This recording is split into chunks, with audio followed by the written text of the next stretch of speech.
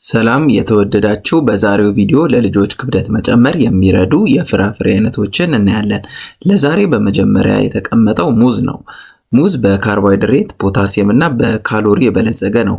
ሙዝ በቀላሉ በሰውነታችን መፈጨት የሚችል ፍራፍሬ ሲሆን በቀላሉ በጥሬ ወይም በስሙዚ አዘጋጅተን ልጆችን መመገብ እንችላለን።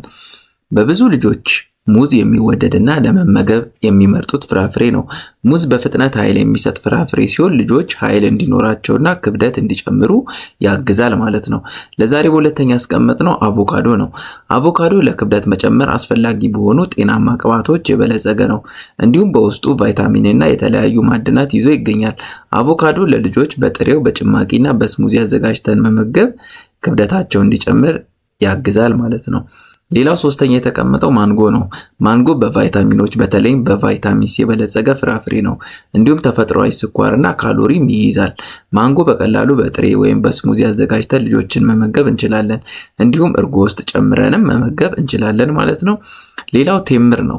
ቴምር የካሎሪ የተፈጥሮ ስኳርና የፋይበር ምንጭ ነው።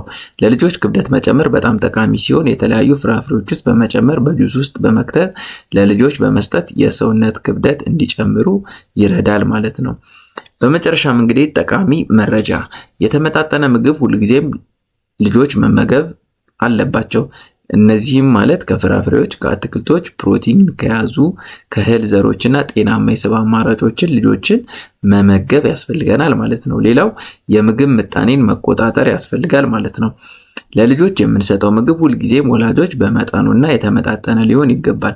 ሁልጊዜም ወላጆች ልጆች በልጅነታቸው ጤናማ አመጋገብ የሚከተሉ ከሆነ ወደፊትም ሲያድጉ ጤናማ ሕይወት እንዲኖራቸው እድል ይሰጣቸዋል ማለት ነው። መልካም ጊዜ